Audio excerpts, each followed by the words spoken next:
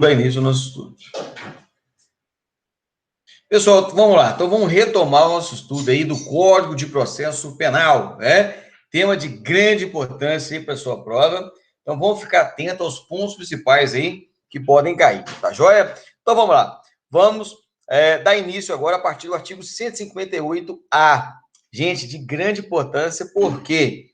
Porque foi alterado, foi inserido, né, no caso em tela, pelo pacote anticrime da Lei 13.964 de 2019. Então, gente, está recente aí. Então, o examinador da sua prova, ele pode cobrar isso aí, né? Para ver se você está atenado à atualização, né, normativa. Então, vamos dar aqui até um destaque maior aí, ó, na letra da lei. Vamos lá. Então, artigo 158A. Considera-se o quê? Cadeia de custódia, né? O que a gente fala quando a gente fala custódia? Custódia, né? Custodiar, né? Guardar, né? Alguma coisa. Então, vamos ver lá. Então, essa cadeia de guardar, de custodiar, o quê? Cadeia de custódia, conjunto de todos os procedimentos, né? Essa cadeia, né? Esse processo, conjunto de todos os procedimentos utilizados para manter e documentar a história cronológica de quê, professor? Do vestígio coletado em locais ou em vítimas de crime, né? Para rastrear sua posse e manuseio a partir do reconhecimento até o descarte. Então, gente, sabemos muito bem lá que o vestígio é muito importante aí, é aquele material bruto, né? Que pode ter ou não uma ligação com o crime, né? Ou com a vítima do crime, né? Então, o vestígio, para que ele seja levado, né? Seja um indício, né? No caso dela, nós vimos, né, no cadeia doutrinária número 2, né, lá, no caso aí também para corroborar regras do Código de Processo Penal, né, esse vestígio para que ele vire lá no caso uma evidência. Se ele é evidência, tiver um nexo com dessa prova, né, desse material com o crime, nós temos aí um indício, né? Um indício que pode servir de elementos para a convicção do magistrado, né? Então, aí nós temos aí, nós destacamos, né? No caso aí do o vestígio, todo objeto material bruto, suspeito ou não, encontrado no local de crime, né? Que deve ser recolhido para exame de corpo de delito. E, no caso aí, a evidência, né? A evidência é aquele vestígio que já foi analisado, né, pela perícia técnica e científica, né, que tem relação com o crime, né, é uma evidência. E se tiver nexo, né, o vestígio com a prática criminosa, de fato, é o indício ali que pode ser levado em consideração nessa interpretação pela autoridade competente. Então, nós temos uma cadeia de custódia, gente, para proteger, né, esses procedimentos e para guarnecer esse vestígio que foi coletado no local de crime, né? Então, é importante destacar essa cadeia de custódia, né? Então, todos os procedimentos para guarnecer, para manter, né, para documentar essa história cronológica do vestígio que vai servir de prova. Então, vamos ver lá. Então, olha lá, o início da cadeia de custódia, né, dessa proteção histórica e documental. Tem como dividir a tela? Muito bom, hein? Vamos dividir a tela com a turma aí, né? Então, fica atento aí. Muito bom, hein?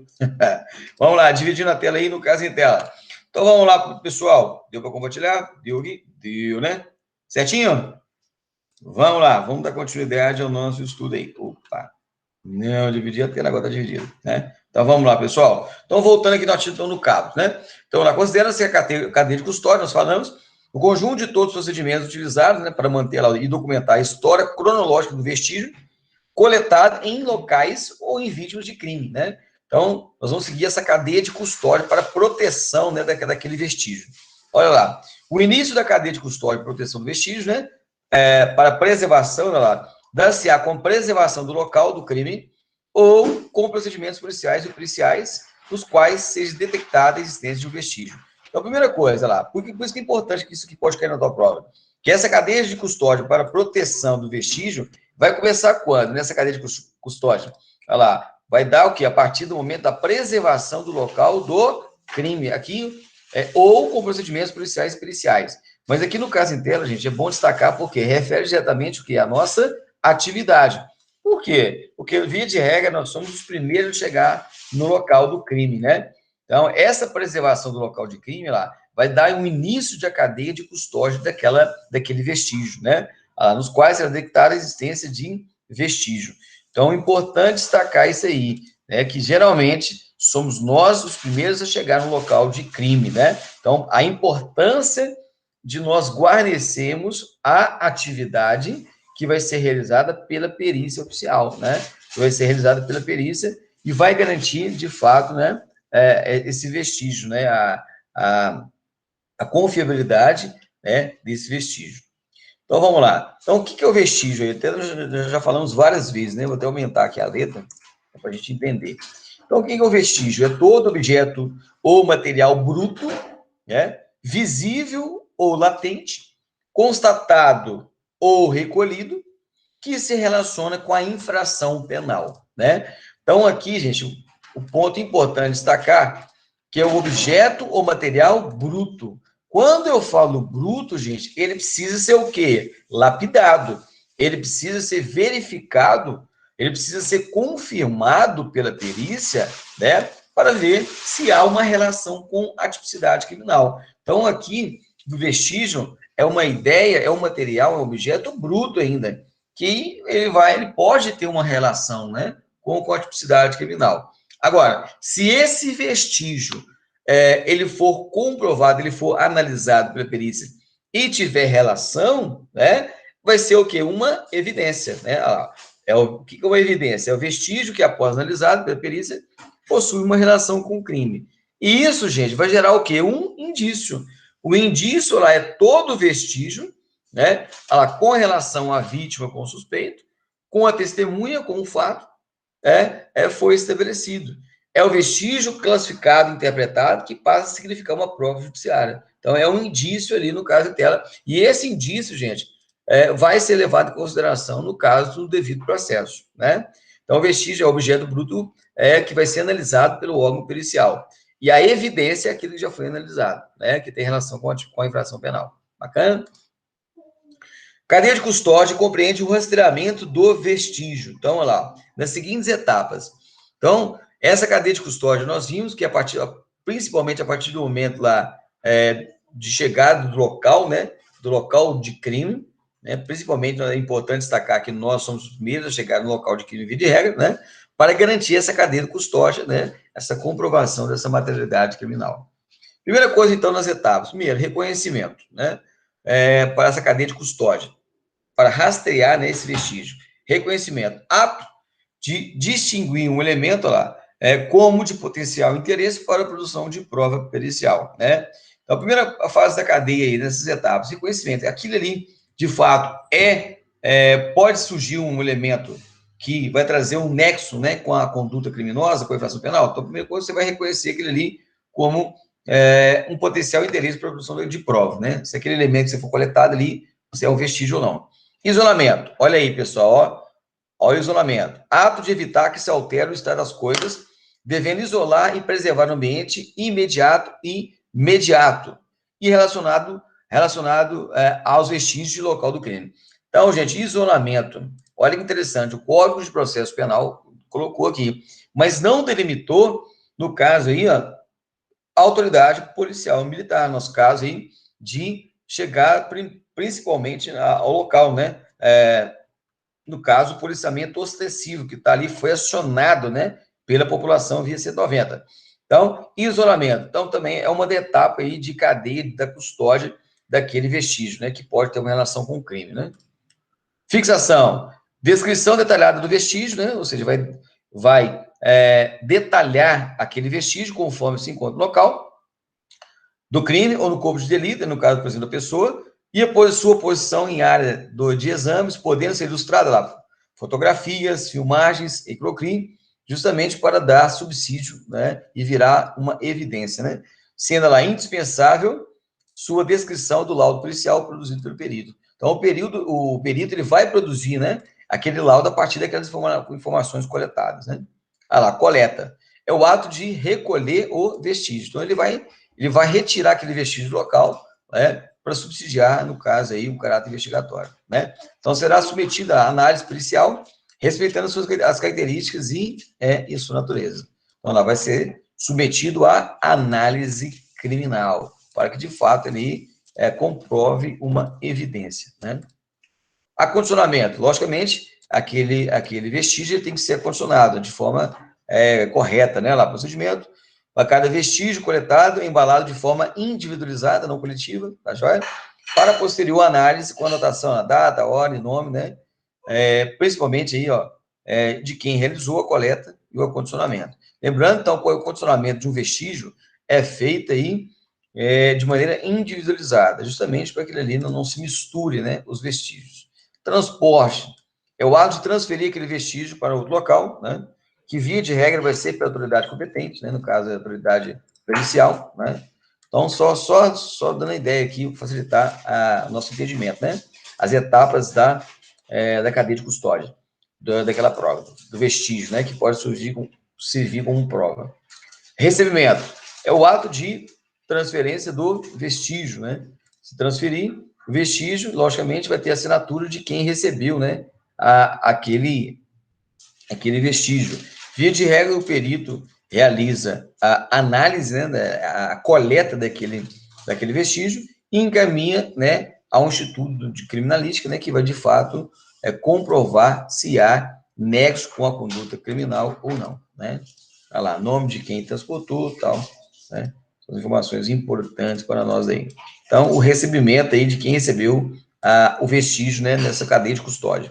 Processamento, olha lá, exame em si, manipulação do vestígio, né? No caso aí vai ser analisado o vestígio lá, de acordo com a metodologia, né? No caso aí, ó, questões biológicas, físicas e químicas, né? Tem uns elementos lá, isso aqui no caso lá da medicina legal, né? Quem estuda medicina legal tem lá as técnicas, né? Para de fato corroborar o uso de formol, né? Luminol, cheio de técnicas utilizadas para comprovação que aquele vestígio pode servir de prova, né? Pode ser um indício. Indício e um vestígio pode ser um indício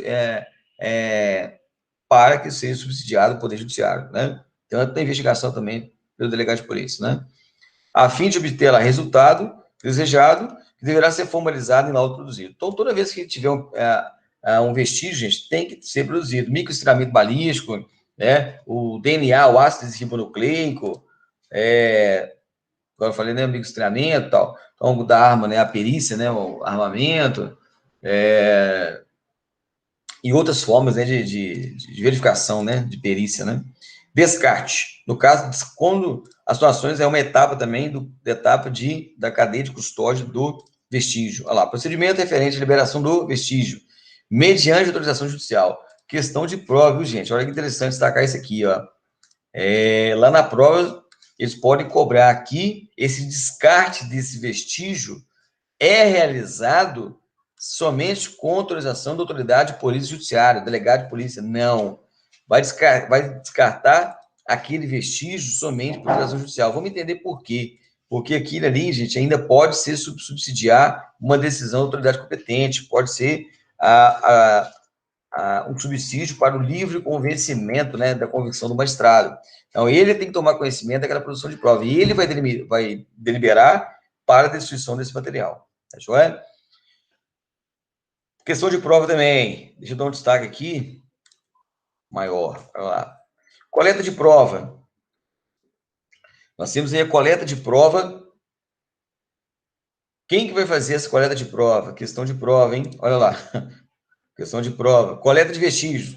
Poderá ser realizada preferencialmente por perito oficial. Aqui que eu quero destacar, gente. Preferencialmente. Lá na prova, eles vão falar que obrigatoriamente essa coleta de provas vai ser realizada por perito oficial. Não. No caso em tela, preferencialmente, que dará lá um encaminhamento necessário para a central de custódia daquele material, mesmo quando for necessário para a realização de exames complementares. Então, no caso em tela, gente, preferencialmente por perito oficial. Questão de prova, hein? Questão de prova. Vamos lá, caminhando. É proibida a entrada em locais isolados, bem como a remoção de quaisquer vestígios de locais de crime antes da liberação por parte do perito responsável. Olha aí, gente, ó, isso corrobora aquilo que nós estudamos lá no MTP 02, no Manual Técnico Profissional. O que nós falamos no caderno treinado número 2, do MTP 02? Que nós temos que guarnecer o local de crime, né, conter e isolar o local para que aqueles vestígios que serão coletados pelo perito oficial, pelo perito, não sejam violados, né? Inclusive, gente, nós temos aí duas particularidades que eu quero destacar. A primeira particularidade, que é crime, né, que é tipificado como fraude processual, essa modificação em local de crime, por exemplo, lá, para se alterar, né, o local de crime com finalidade específica, nós vamos ver. Então, olha lá, fraude processual, artigo 247. Se a inovação se destina a produzir efeito lá em processo penal, ainda que não iniciado, as penas aplicam-se em dobro, né? O que é isso, a fraude processual? Inovação artificiosa, ou seja, mudar o local, né? Retirar vestígios para mudar o local de crime que vai ser analisado pelo perito oficial. Então, lá, inovar artificiosamente, né, o estado de lugar, de coisa ou de pessoa, com o fim de induzir a erro o juiz ou o perito. Então, gente, olha que interessante destacar isso aqui, questão de prova. Então, por que que essa matéria é importante para nós? Porque nós somos, via de regra, os primeiros agentes da lei a chegar no local de infração penal.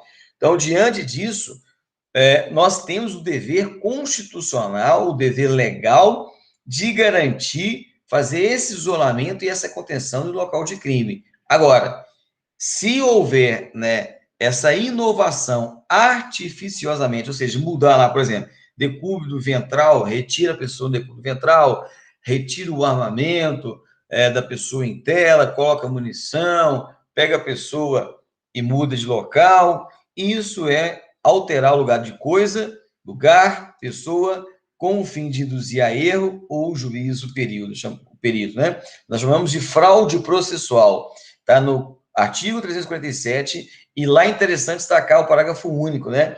A pena que é de detenção de 3 meses a 2 anos, mas vai ter aplicação em dobro se for na seara processual penal, que é no caso em tela que nós estamos discutindo, né?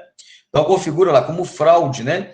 Processual. E lembrando também, nós temos aí a introdução da nova lei de abuso de autoridade, que é a Lei 13.869, de 2019, é importante nós destacarmos que isso aí, sem sombra de dúvida, é uma questão na prova, que é a nova lei de autoridade, é o constrangimento sobre violência por ameaça, funcionário ou empregado de instituição hospitalar público ou privado, a admitir para tratamento pessoa cujo óbito já tenha ocorrido, com o fim de alterar local ou momento do crime, prejudicando-se a apuração, né? Ou seja, socorrer ao decúbito, o cara já está morto, né? Socorrer, forçar, utilizar violência ou ameaça a pessoa lá no hospital para receber uma pessoa, por exemplo, que já está morta, né? Com a finalidade de alterar o local de crime. Então, olha que interessante, nós temos aí um concurso de crimes, né? Um concurso material de crime, nós temos aí várias condutas e que geram ali vários crimes, um concurso aí material. Então, nós temos aí o crime da Lei 13.869 de 2019, do seu artigo 24, né, pegar aquela pessoa que já morreu e forçar um agente da saúde de receber com a finalidade de alterar o local de crime, e a fraude processual, essa inovação do local de crime. Então, tem um conjunto de crimes aí no caso em tela, né? Então, olha lá. É proibida, então, a entrada em locais isolados, bem como a remoção, olha aí, pessoal, remoção de quaisquer vestígios do locais de crime, antes da liberação, né? Antes da liberação do perito responsável, sendo tipificado como fraude processual. Artigo 327 do Código Penal, também no nosso caso em tela, se for agentes, né, agentes públicos, responde ainda, né, levar ainda aquela pessoa que morreu, já está morta, decúbito, falecido, para o hospital para fim de alterar o local, responde ainda pela nova lei de abuso de autoridade. Tá joia, pessoal? Grande importância aí para a prova. Caminhando. O recipiente para condicionamento do vestígio será determinado pela natureza, né? Então, assim, conforme vai ser o vestígio, vai ser também o seu recipiente, tranquilo, né? O recipiente só poderá ser aberto por perito que vai proceder à análise e motivadamente por pessoa autorizada. Então, via de regra, quem vai fazer, quem vai ser aberto, quem vai abrir, né? No caso aí, aquele recipiente que tem aquele vestígio, somente o perito. Ou, motivadamente, uma pessoa autorizada. Tá? Estou destacando aqui que pode cair na prova. Na outra, qualquer outra pessoa pode abrir o vestígio, né? Mediante, sem autorização, não, só com autorização. Não sendo possível, olha lá, aquilo que eu destaquei no artigo 158, gente, foi, né, do bloco anterior, nós discutimos isso aí, olha lá. Não sendo possível o exame de corpo de delito, por haver desaparecido vestígios, a prova testemunhal poderá suprir a falta. Então, nós vimos aí, ó, que se eu tiver vestígio, não supre, né, a falta pela prova testemunhal, não supre. No caso, se tiver vestígios, olha, está aí aqui no artigo 158. Nós destacamos isso lá no bloco anterior. Olha lá. Quando a infração deixar vestígios, olha lá, não podendo supri-lo a confissão do acusado. Agora, se diante daquela infração penal, né, não tem vestígios, aí tudo bem. A prova testemunhal pode suprir a falta. Agora, no caso aqui da infração deixar vestígio, não pode suprir lá pela confissão do acusado. Aqui nós temos aqui a prova testemunhal e aqui nós temos a situação também da confissão do acusado. Então, tem vestígios? Tem que ter vestígios, tem que ter sua comprovação por meio do exame de corpo de delito e não pode ser suprido pela confissão do acusado. Agora, se eu não tenho vestígios, né, no caso em tela, a prova testemunhal poderá supri-la, né, esta falta. Bacana? Do exame de corpo de delito. Bacana? Então, nós temos um paradoxo aí, ó, em relação que pode, aqui não pode. Então, resumidamente, exame de corpo de delito tem, então não pode suprir a confissão pelo acusado, né? Não pode suprir a análise do exame de corpo de delito pelo vestígio. Agora, se eu não tenho vestígio, né, tudo bem, pode ser usado aí, pode suprir pela prova testemunhal. Tá joia? 169. Olha lá, gente. A autoridade providenciará imediatamente para que não se altere o estado das coisas até a chegada dos peritos. Olha aí porque eu destaquei isso aqui, gente. Ó. A autoridade vai providenciar imediatamente para que não se altere o estado das coisas até a chegada dos peritos. Gente, via de regra, quem chega primeiro no local para conter e isolar é a autoridade de polícia ostensiva de manutenção da ordem, né? Então, por isso eu estou destacando isso aqui, ó. Então, lá.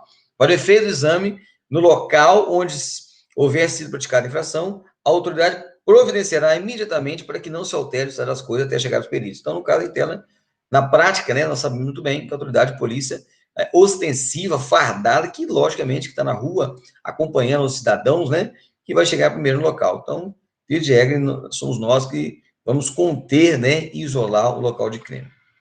Os peritos registrarão lá no laudo as alterações, né, do estado das coisas, no caso aí, né, se houver uma alteração, e discutirão no relatório lá as consequências dessas alterações na dinâmica dos fatos. Então, por isso a importância, né, de preservar o local do crime, né? E lembrando, nós vimos, né, no artigo 347, é crime fazer essa mudança artificiosa em local de crime, tá joia?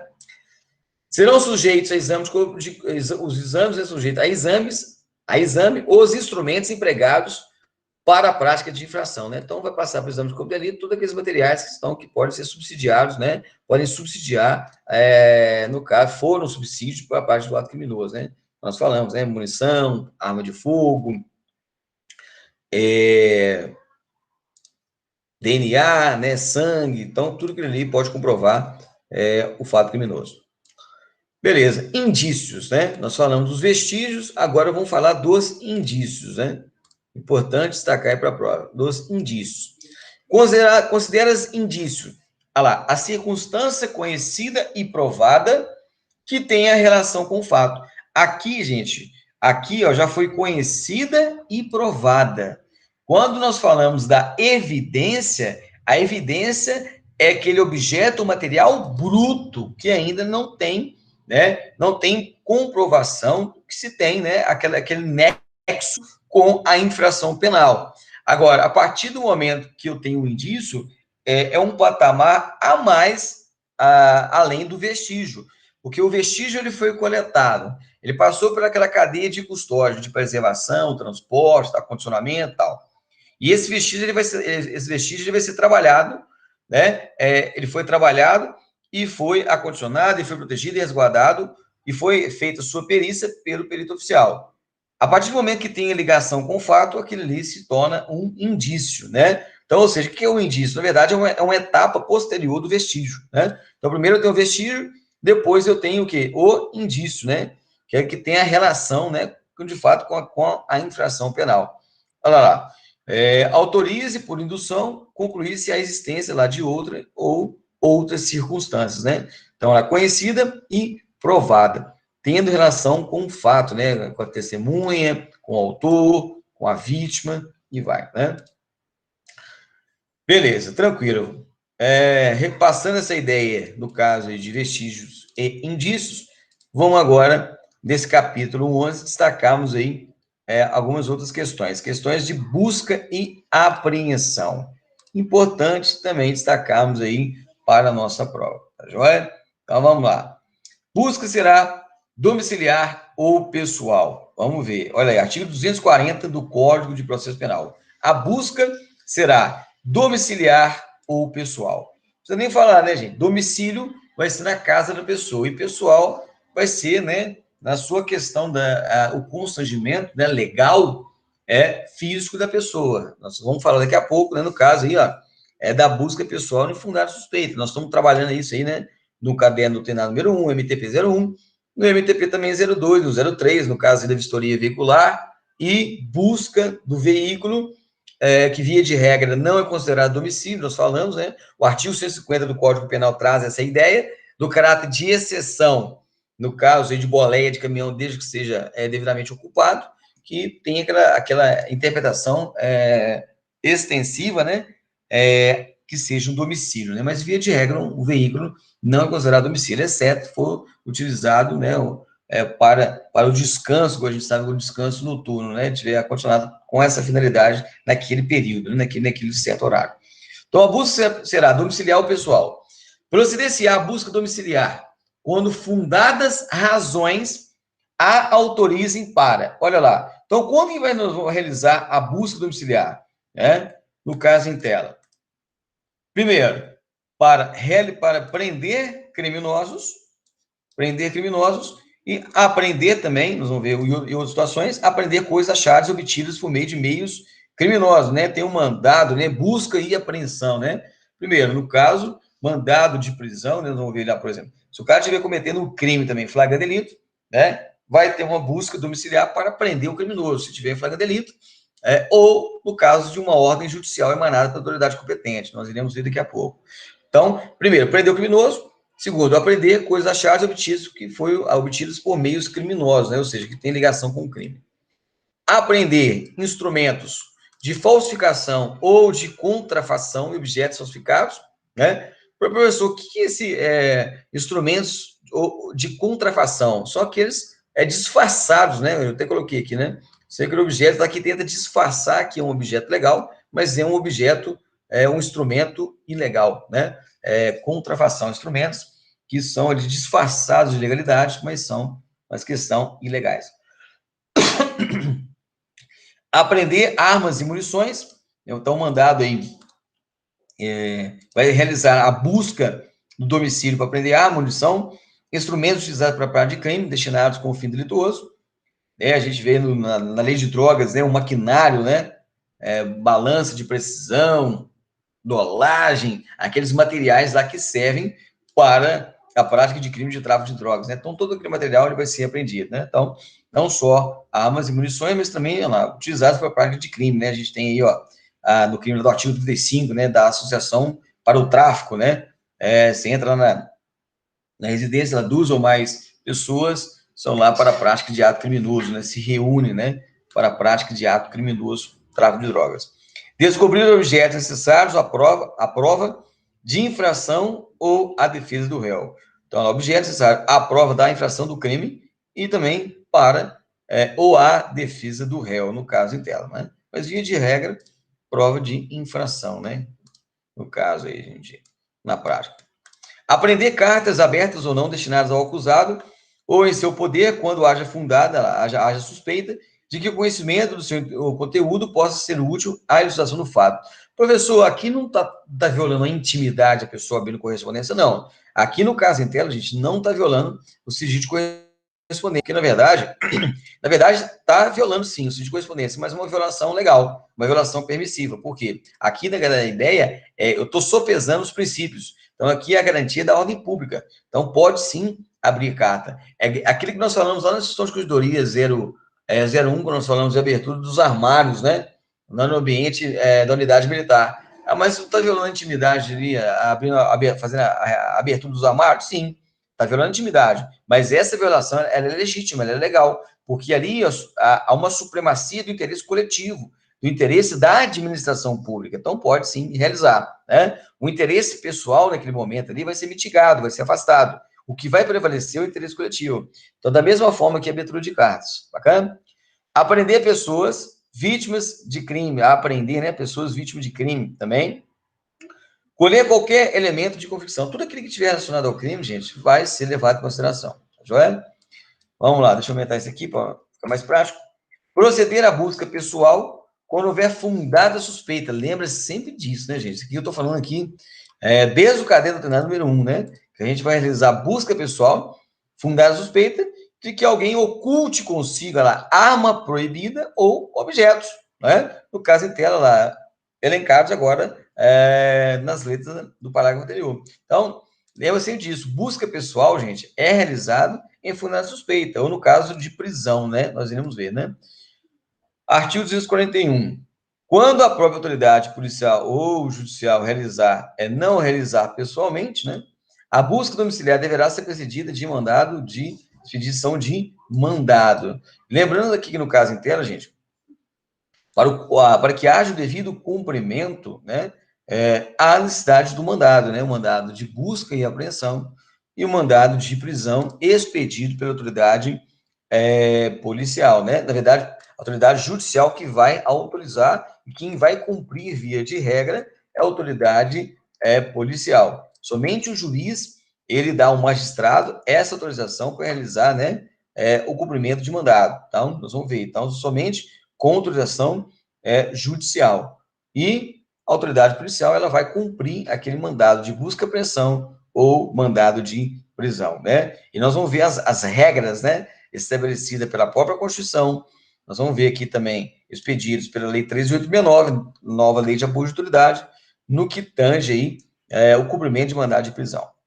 Então, vamos lá. Busca poderá ser determinada de ofício ou requerimento de qualquer das partes, né? Tranquilo, né? De ofício pela autoridade competente ou requerimento das partes envolvidas, né? A autoridade, no caso, em tela. 243. Mandado de busca. Olha lá. O mandado de busca expedido pela autoridade judiciária, solicitado, por exemplo, pela autoridade de polícia, né? Investigatória, inquisitorial. Deverá. O que tem que ter no mandado, gente? Olha lá. Indicar o mais precisamente possível a casa em que será realizada. Deixa eu fazer essa separação aqui de corpos. Peraí. Olha lá. A casa em que será realizada a diligência, o nome do respectivo proprietário, morador, ou no caso de busca pessoal, né, no caso aí vai se passar por uma busca pessoal, o nome da pessoa que terá que sofrê-la, ou sinais que a identifiquem, né, no caso de tela. Então, tem que ter lá as informações aonde que vai ser realizada a busca, o mandado de busca domiciliar e a busca pessoal. Também no mandado, o que tem que ter? Mencionar o motivo e os fins da diligência, né? Qual que é a finalidade? Tem que ter, porque ele não pode ser de maneira aleatória. Gente, lembra que nós trabalhamos no MTP 01, 02, que fala, por exemplo, a busca pessoal, a vistoria, a busca, quando abrir 3, né, no caderno 3, a busca veicular não pode ser de maneira aleatória, tem que ter motivação, tem que ter fundada suspeita, né? Nós destacamos isso. A busca tem que ter a sua finalidade, tem que ter a sua motivação, tá vendo lá? O motivo e os fins da diligência. Ser subscrito pelo escrivão e assinado pela autoridade que o fizer, pela autoridade que o fizer expedir, né? No caso em tela, autoridade judiciária. Autoridade judiciária. Não será permitida a apreensão de documento em porte do defensor do acusado, exceto quando constituir elemento do corpo de delito. Gente, olha aqui qual é a exceção. Qual que é a regra e exceção aqui do direito? A regra, nós não podemos ali pegar, na verdade, quando eu falo apreensão de documentos, apreensão de qualquer tipo de material em poder do defensor do acusado. Olha que interessante, ó. Não será permitida a apreensão de documento em poder do defensor do acusado. Essa é a regra do ordenamento jurídico. Professor, tem exceção? Sim. Quando aquele material, aquele documento, ele constitui elemento de corpo de delito, ou seja, ele é de grande importância para elucidação ou prova, né, da conduta criminosa. Então, a via de regra, o defensor tem esse direito de permanecer com o seu material, né? No caso aí, a defensor constituído. Mas agora, ele vai ser ali apreendido pela autoridade de polícia, né? A autoridade de polícia ali vai estar no local, se, logicamente, tiver um nexo, né? Um nexo com a conduta criminosa, né? Porque aquilo ali vai, a partir daquele momento, vai ser considerado pode ser considerado uma prova de crime, né? Então, é importante destacar isso para a prova, beleza? Esse aqui, né? Um dos mais importantes aí, que a gente tem sempre falado dele, o artigo 244 do Código de Processo Penal, né? Importante destacar para a prova, Deixa eu ver só aqui. Beleza, tá. Deixa eu ver um negocinho. Ah, tá. Vamos lá. Artigo 244. A busca pessoal independerá de mandado, ou seja, quando vai realizar lá esse constrangimento à intimidade física, né? É um constrangimento legal, né? A busca pessoal, e independe de mandado, ou seja, o juiz não precisa de autorização, não precisa pedir autorização para eu realizar uma busca pessoal. Em quais casos, professor? Olha lá. Primeiro, no caso de prisão, toda vez que você fizer uma prisão, toda vez que o agente da lei fizer uma prisão, uma detenção e captura, tem que fazer uma busca pessoal, né? Ou quando houver o quê? Fundada suspeita de que a pessoa esteja na posse de arma proibida, né? Ou de objetos ou papéis que constituam corpo de delito, ou quando a medida for determinada no curso de busca domiciliar. Então, gente, busca pessoal em duas situações, ou no caso de prisão, realizou a detenção e captura do infrator, tem que dar busca pessoal. Justamente ali para ver, né, se ele não tem nenhum objeto ilícito. Ou quando houver o quê? Fundada suspeita.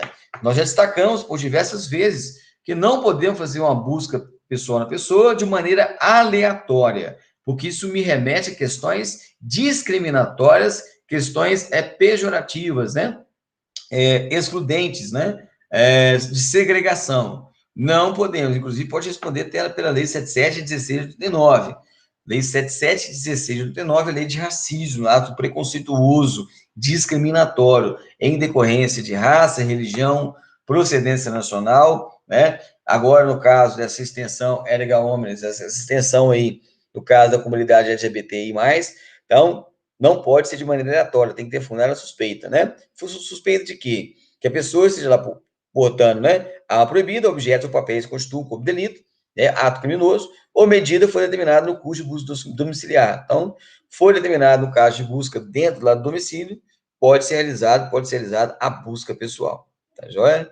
Vamos lá, isso aí a gente já sabe, nós estudamos bem isso aí, né? Vamos lá.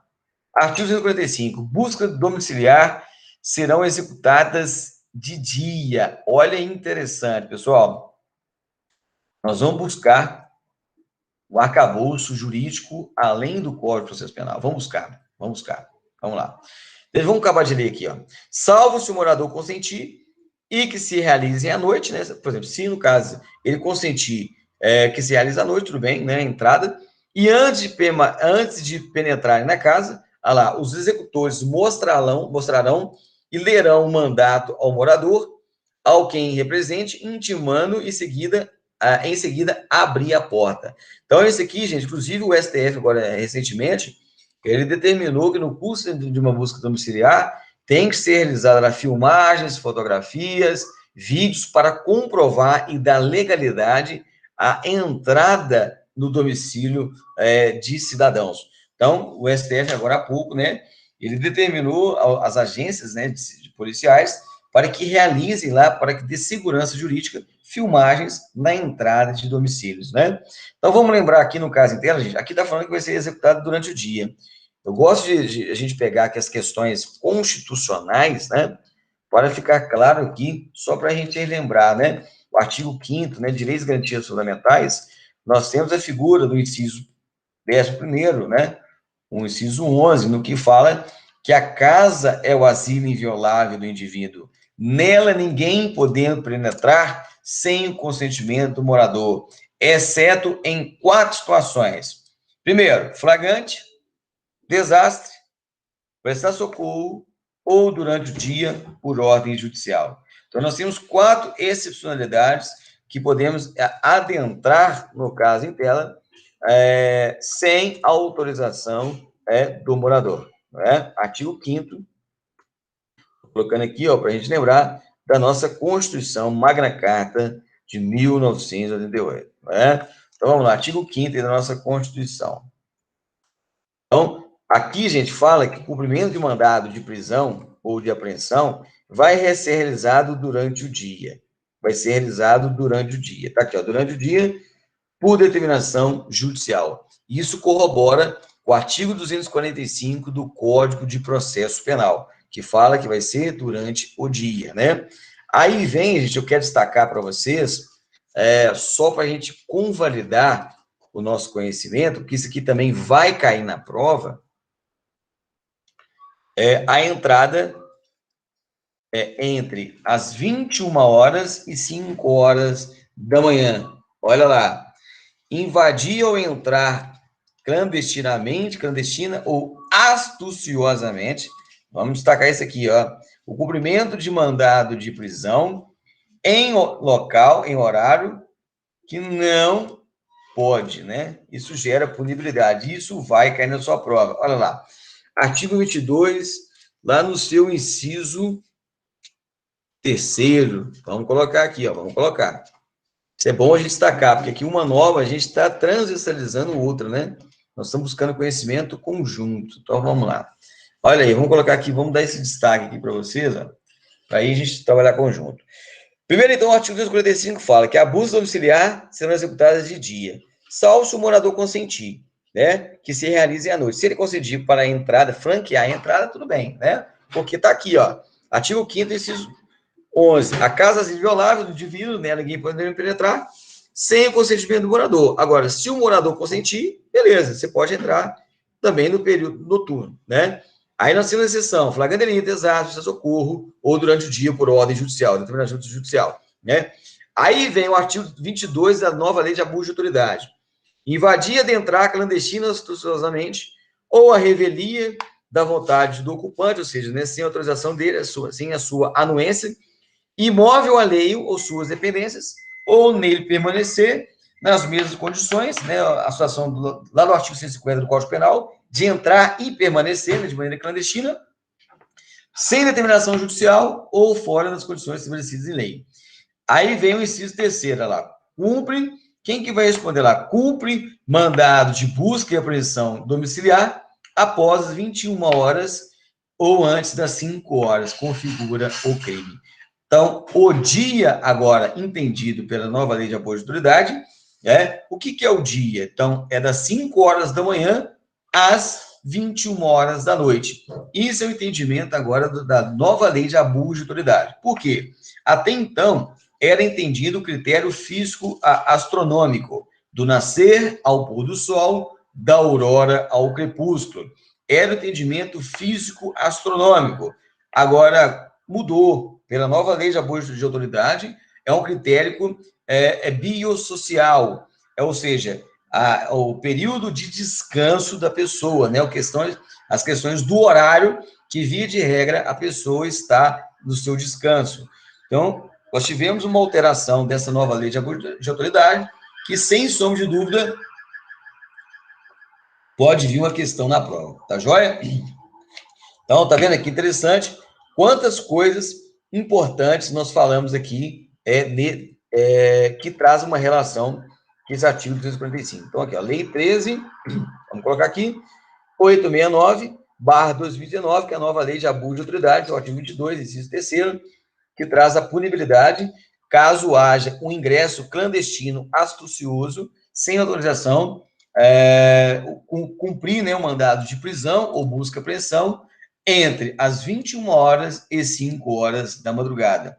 Antes era o critério físico astronômico, Agora é o critério biosocial, né? Então é importante destacarmos isso para a prova, tá joia?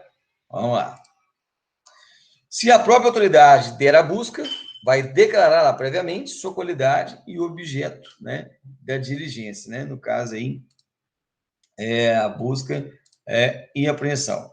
Em caso de desobediência, será arrombada a porta e forçada a entrada. Olha aí, interessante, né, gente?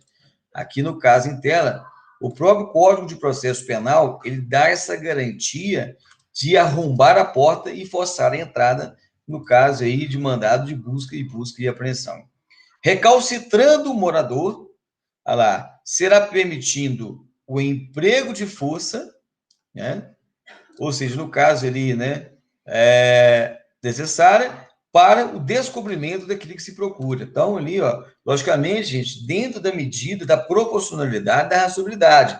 Aquilo ali, se for desproporcional, logicamente, o agente da lei ele vai responder por aquele excesso. Quando a gente fala do emprego de força, não é destruir a casa do cidadão por completo, não é? Ali nós temos as regras da proporcionalidade, da razoabilidade. É a mesma coisa o bombeiro no caso do desastre, né? Você já está entendendo uma teoria sobre isso, né? O bombeiro, ele para ele salvar a vida de uma pessoa, ele não pode destruir uma casa indiscriminada. Agora, se for necessário, tudo bem, desde que comprove que houve necessidade de destruir todo aquele imóvel.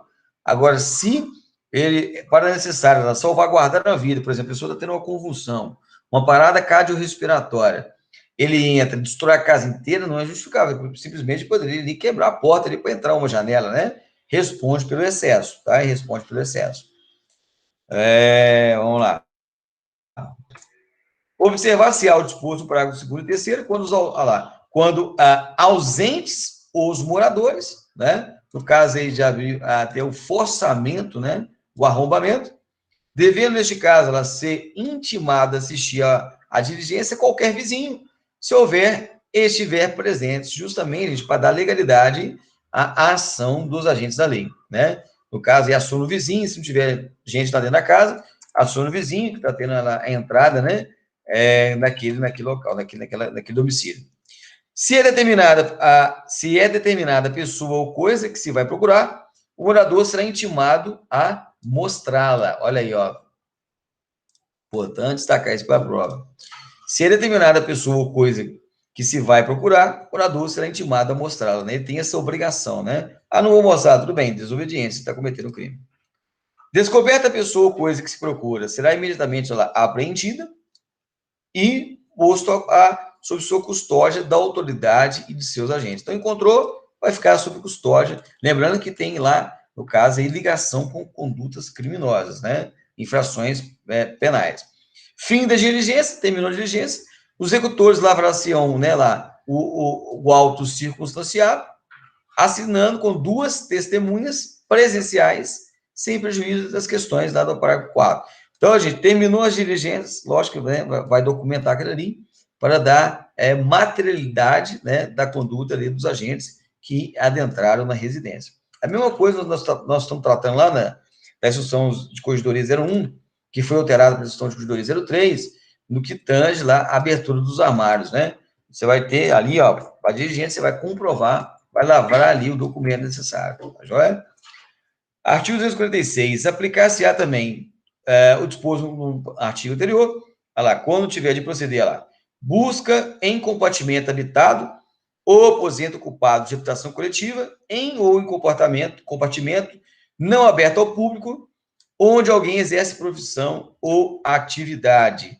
Então, olha, é interessante, sabemos muito bem que se eu não tiver um mandado de prisão e entrar no local, um compartimento habitado, por exemplo, um hotel, um motel, uma pousada, isso, um compartimento fechado, habitado, que estaria ocupado naquele momento, né? Nós temos ali, tá tendo um chalezinho, uma pousada, um hostel que está ocupado, você pode adentrar desde que tenha ou flagrância, né, ou a ordem judicial, né, que vai ser cumprida durante o dia. Então, olha lá, pode ser lá, vai ser aplicado, compartimento habitado, lembrando que aposento ocupado, se tiver desocupado, não entra nessa seara, ou compartimento lá não aberto ao público, né? Por exemplo, onde alguém exerce produção, por exemplo, aquela bancada lá de um restaurante, de um bar, onde a pessoa ali, ó, exerce aquela atividade profissional, né? Aquele balcão de atendimento no comércio, né? Que a pessoa ali exerce aquela atividade comercial.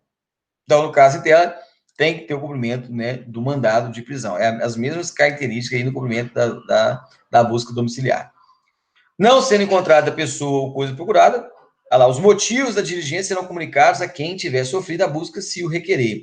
Então, a professora, estou com mandado de busca e apreensão, o delegado cumpriu. Se não encontrou nada, é abuso de autoridade? Não, não é abuso de autoridade, porque ali, na verdade, tem uma ordem expedida pela autoridade competente. Então, ela não sendo encontrada, ó, não quer dizer que vai ser abuso de autoridade, né? No caso em tela, não configura abuso de autoridade via de regra, via de regra. Olha lá, no caso aí, ó, vai ser constatado e vai ser comunicado ao juiz competente. Em casa habitada, a busca será feita de modo que não moleste os moradores, mais o que o indispensável para o êxito da diligência. Importante destacar isso aqui para a prova, hein? Deixa eu dar até uma cor diferente aqui, ó. Professor, posso lá exercer tipo um certo constrangimento, uma certa coação para aquele morador para que seja localizado aquele material ilícito? Sim. Mas não pode ser realizar essa moléstia, né? Ou seja, esse tipo de constrangimento de maneira desnecessária, vai ser somente aquele que vai ser indispensável. Lembrando, gente, que todo o excesso que os agentes da lei cometerem, eles serão responsabilizados, né? É aquilo que eu falei, questão do bombeiro, do agente da lei lá. Estou entrando na casa, eu preciso destruir a casa inteira para localizar o material? Não, né? Ou seja, dentro do princípio da proporcionalidade, da razoabilidade. Tá joia?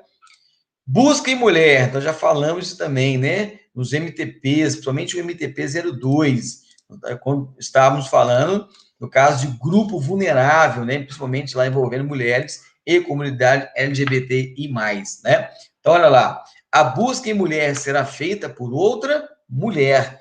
Essa é a regra. Se não importar retardamento ou prejuízo da diligência. Então, nós destacamos isso aí, pessoal, né? Se não importar retardamento ou prejuízo das diligências. Nós falamos aí da busca pessoal, né? Da busca ligeira, né? Da busca minuciosa e da busca completa. E pode ser realizado por um homem? Pode. Se aquele ali retardar ou prejuízo da diligência e não tiver uma policial, um agente da lei, né? Para que se realize ali aquela busca. Lembrando que nessa situação não pode pegar um civil, uma civil, para realizar uma busca à mulher. Deve ser feito pelo agente policial, o homem, né, no caráter excepcional, reduzir o constrangimento daquela situação, no local totalmente ele reduzir o constrangimento e angariar testemunhas para dar legalidade e legitimidade naquela intervenção, tá joia? Mas a regra é essa, mulher será feita por outra mulher, agente da lei. No caso em tela, pode ser por homem? Pode, de caráter excepcional, é uma exceção se trouxer retardamento ou prejuízo da diligências. Nós trabalhamos isso lá no MTP 02, né? De grande importância para a prova. Tá joia? Vamos lá. Artigo 250. Autoridades e seus agentes poderão lá, penetrar no território de jurisdição alheia, ainda que de outro estado. Professor, polícia investigatória do estado de Minas Gerais. Ela pode entrar, né, no caso interno, Minas Gerais faz fronteira com 5 estados, né? Pode entrar lá, por exemplo, em fronteira com Rio de Janeiro, São Paulo? Pode. Olha lá. Pode continuar nas diligências entre outro estado, né? Pode continuar, né? Olha lá. Quando para o fim de apreensão, olha lá, forem no segmento da pessoa, ou coisa, ou seja, você está num encalço, né? Num encalço, devendo apresentar-se à autoridade do local antes da diligência ou após, conforme a urgência. É a mesma coisa se tivermos em perseguição, né? No caso aí do cinturão, a malha protetora do cinturão de segurança das áreas, né? Das circunscrições aí que tem divisa com outro estado. Então, acontece muito, né? Fazendo aquela perseguição, tá no encalço, né?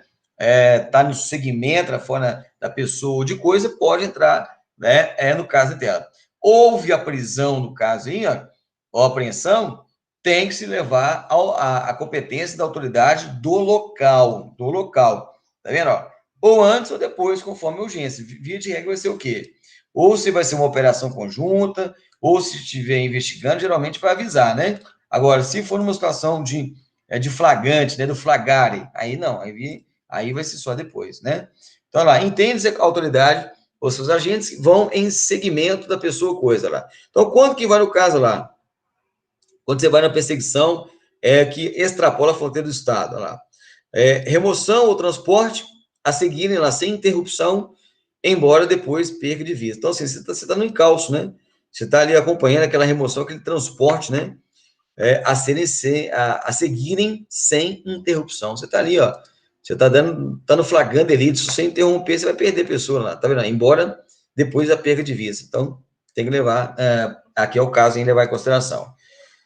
Ainda que não tenha avistado a pessoa lá, né, no caso interno, mas sabendo lá por informações fidedignas ou circunstâncias indiciárias que estão sendo removidas ou transportadas em determinada direção forem ao seu encalço. Então, ali no caso, ali, ó, tá dando ou uma perseguição ou diligências para fazer a prisão, né, ou a apreensão de materiais fora da fronteira de Estado, né? Pode ir tranquilo, né?